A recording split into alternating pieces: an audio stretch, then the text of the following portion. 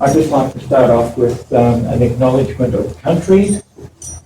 I would like to acknowledge and extend my appreciation for the Dja Dja Wurrung people, the traditional custodians of this land. I pay my respects to the leaders and elders past, present and emerging. They hold the memories, the traditions, the culture and the hopes of all Dja Dja Wurrung people. I express my gratitude in the sharing of this land, my sorrow for the personal, spiritual and cultural costs of that sharing, and hope that we may move forward together in harmony and in a spirit of healing, which is what we're all about for this weekend. And someone's pinched the controller for the laptops that was in that drawer. I don't know where it's gone. It was there yesterday. So I'll just have to go forward with this. Oh. Do you want me to do the page turning, or you're all right? I'll be fine wandering around and just talking. Okay, so everyone has this in their folder, which is we're up to welcome introduction. So at 9:30, Keith Alderson will be presenting Cayce Principles of Healing and Overview of Healing Resources. Now, Keith is your resource man. He has a terrific website and YouTube channel called Improve Transform, and anything that you need to know about Cayce is on there, probably virtually more than from the Edgar Cayce organisation, the ARE itself. So he's got an amazing lot of videos, talks, books, you name it, Keith has it. So thank you, Keith, for being part of this. Morning tea and stretch break, 30 minutes, starting at 10:45, which will be just out here. And talking about just out there, anyone needing to go to the toilet, the main toilet to way down the other end of the building, but there are cards just here that allow you to just go straight through, follow the tiled floor out towards the pool, and there's toilets just there. So if you're in a rush, don't go wandering all the way down to the other end of the building. Presentation 2 at 11:15 is my experiences with the Cayce remedies. Now there's a few remedies that we've brought with us in boxes over there that we'll share and talk about. It's going to be a group presentation where some of us are going to talk about how we've been healed, how we've been helped, how we've had our lives improved in some way or other through following the Edgar Cayce remedies. Lunch, 12:30 to 2 p.m. is in the restaurant just here next door. There will be some vegetarian options there as well. Presentation 3 this afternoon, Meditation the Cayce Way and Ideals workshop, which will be run by Liz. Thank you, Liz. Liz is very enthusiastic about both of these.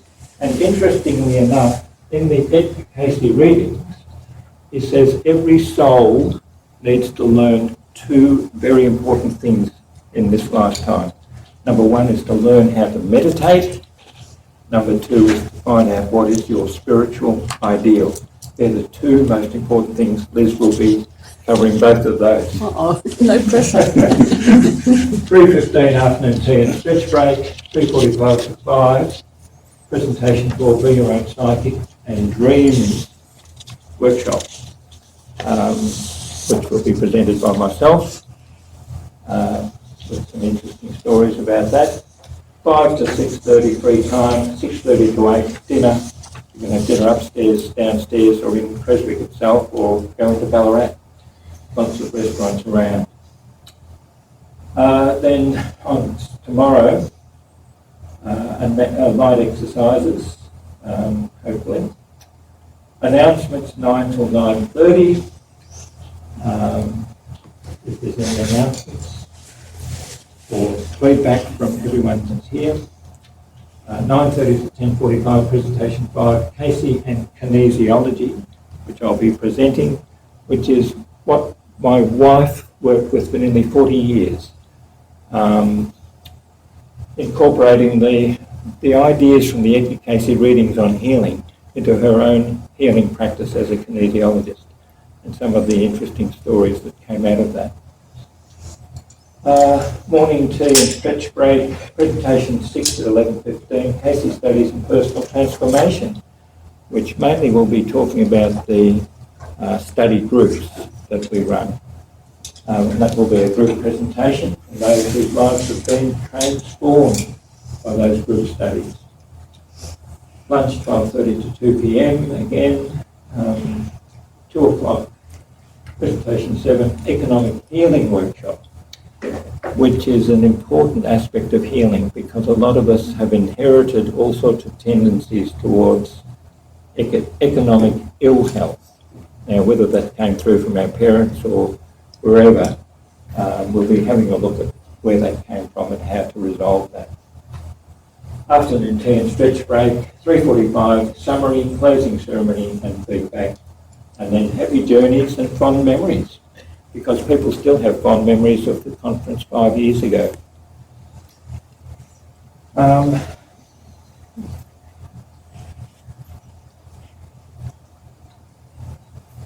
Unfortunately, we have to go through this disclaimer. The Edgar Cayce readings were given specifically for individuals with diagnosis and treatments entirely tailored to their particular medical conditions, with ingredients, products and sources current at the time those readings were given. Remember these, 1930s, 1940s mainly. Very occasionally the readings advised that the treatments recommended would be good for everybody, suggesting that everyone would benefit from their use or application. And the use of remedies, formulas, devices and techniques for assisting healing described by presenters at this conference are anecdotal only, and any attempt to replicate these by others with similar symptoms or conditions should only be undertaken under the supervision of a qualified health practitioner. If you know one of those, I'm sure you all do. Usually got MD after their name. When you do your talk, do you want me to use the bell at all? Don't need it. Just make sure we don't go over time. To remember Lolita. Oh. Now, out of the Cayce gave 14,300 or so readings in his lifetime, and a lot of them have to do with healing. So a well-known Cayce reading given in March 1942 for a 31-year-old woman, and which we have used as the theme for this conference, states, "For all healing comes from the one source, and whether there is the application of foods, exercise, medicine, or even knife, surgery, it is to bring the consciousness of the forces within the body that aid in reproducing themselves, the awareness of creative or God forces." Reading 2696-1. The same reading started by stating, "As we find there are conditions that prevent the normal physical functioning. These are rather unusual in their nature, as the disturbances are in the nervous forces of the body, affecting the nerves in such a manner as to cause disassociation of physical activities between the psychic and the physical body. These are not of mental but of a psychic nature," and he used this phrase, which I've never found anywhere else, psychophonesia. So I'd say it had to do with the throat and the voice that had been affected in some way.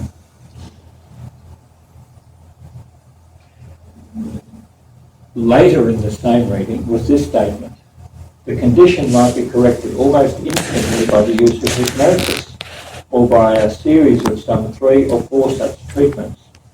Yet that overcoming that is necessary in the karmic influence of the body would not be met.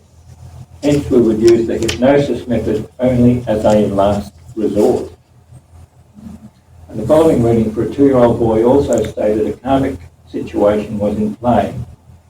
"Yes, as we find, as has been indicated, the conditions, while represented in pathological reactions, arise from that which is at times called a karmic condition. Hence, they become psychological and metaphysical as well.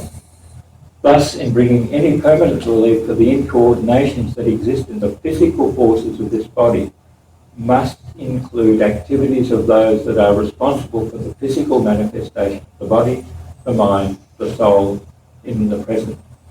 So we must include activities of those who are responsible. So this was for a 2-year-old boy, i.e. his parents had to take responsibility. So healing is not just something that happens individually to anyone. Healing is about a group effort. The person themselves, because really they are the only ones that can heal themselves, but also those around them, their friends, parents, relatives, whoever it is around them, who will be supporting them in that healing process, and of course any external sources of help such as doctors. So it's a joint effort, and it's involving everyone to help the body to heal itself. For all healing comes from the one source within ourselves. In other words, the parents were to be part of the healing process, and were encouraged to say these words over him as he slept, this 2-year-old, while he received treatment for his condition. The Father of light and mercy and truth, create in this body that as will bring the perfect coordination of the members of the body itself, that the soul may manifest in a perfect body. What an amazing prayer to say over a 2-year-old as he's receiving healing treatment. But then Edgar Cayce, in a letter to Mr. 437, everyone was given numbers, he was corresponding with Mr. 437, who was acting on behalf of the parents of the 2-year-old. As I understand Mr. 437, the request for the information should come from the parents, they assuming the obligation of carrying out such suggestions as may be made for the relief of the young man. It is not that they are not concerned, not that they are not anxious, but they must make some expression of saying and be willing to do as may be suggested and express a willingness to do so. And whether I have a feeling that never happened, because there was virtually no more readings with this little boy. So the parents were anxious, but they didn't get involved in the healing process. Just they had someone else talking to Edgar Cayce about it of themselves. But who knows what the circumstances were. So illness has a cause and a purpose. 5 minutes. Yeah. I'm trying to read as quickly as I can. So illness has a cause and a purpose. And I was interested in what is the purpose of ill health? You know, we talk about healing, but what is the purpose of ill health? Why do we get sick? Why do we get unwell? Why do we get incoordinated? We know some of that is to do with diet and lack of exercise and lifestyles that we lead. So someone asked in a question, is the ill health which I have been experiencing in the past years the result of mistakes of a past life, or is it due to something amiss in this present life? Answer, both. Well, there is the law of the material, there is the law of the mental, there is the law of the spiritual. That brought into materiality is first conceived in spirit, hence, as we have indicated, all illness is sin. Sin as in missing the mark. So there's something that we're amiss with. Not necessarily of the moment, as man counts time, but as a part of the whole experience. For God has not purposed or willed that any soul should perish, but purges everyone by illness, by prosperity, by hardships, by those things needed in order to meet self. But in him, by faith and works, you are made every whit whole. 3395, that's 2. I like this word purging. Purges. What is the act of purging? The action of clearing, emptying, or purifying. It may require a lot of focused work involving the purging of old habits and harsh self-judgment.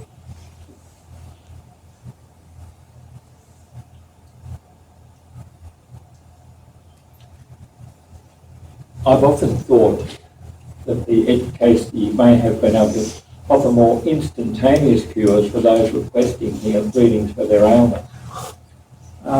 especially knowing that my mother was able to do instantaneous healing. She cured or healed a really bad burn, formed new skin straight away.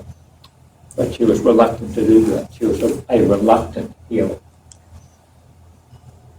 But as was the case with Cayce's warnings about the use of hypnosis, would this have brought about the required understanding of the patient to have instantaneous cures, and those supporting the patient, of the purpose for the illness, the lessons to be learned, the elimination of the karma?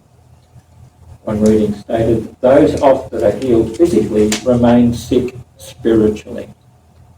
559-7. Another one, will I ever get well? Answer, will tomorrow ever come? This depends upon purposes, aims, desires, hopes and fears. Does the body desire to get well? Is God in his heaven? Are the lives and activities of those you touch helped through the spreading of his word? Do you need to get well? These are all answered in self. He withholds no good thing from those who serve him. Let all remember that believe it, know it, for it is the truth. Each illness, each disturbance is sin, in other words, missing the mark, misapplication, whatever, at thy door. This is from the book Edgar Cayce, Encyclopedia of Healing by Riberan.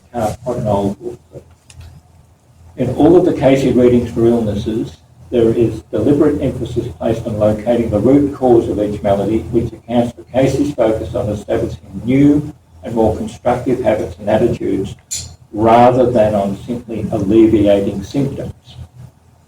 The difficulty in analysing the readings is due to their complex nature. Also, it is apparent that many of the readings were given to individuals who had other disorders, as well as the one being discussed. This very complexity contributes to the problem of interpretation, making it difficult to match the many treatments recommended for any individual to a single specific disease. Readers will note of this book that there are apparent common denominators in the causes suggested by Cayce for disease: poor assimilations and poor eliminations, inadequate diet, improper acid-alkaline balance, spinal subluxations and lesions, imbalance in coordination of the nervous system, imbalance in coordination of the circulatory system, glandular malfunction, stress, overtaxation and overexertion, karma, attitude, and even infection. Despite the similarities of the causes, the treatments were prescribed specifically for all those disorders, individually tailored for the person and, of course, his complaint. Look, I think that's probably enough as an introduction to what this is all about, knowing that some of us have been studying this material for many, many, many, many decades, and others are fairly new to it. But I think within this Cayce material, this catalogue of 14,300 readings, there is something for everyone. Everyone will find something that is in tune with their particular needs for what needs to be healed, or to help them understand where other people, their friends and associates, their relatives, are in need of help with their own healing.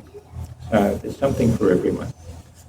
How are we going time-wise, timekeeper? Yeah, it is 9:33. Oh, I've gone overboard. That's okay. I would just also like to just get everyone to just close their eyes for a moment.